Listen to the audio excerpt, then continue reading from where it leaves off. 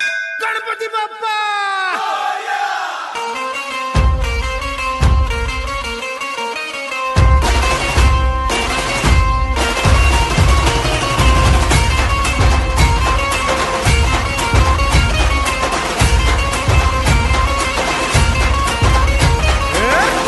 नमन करुणी वंदन इडा मांडून इडा देवाला इडा गावाला इडा पाटलाला इडा मंडळीला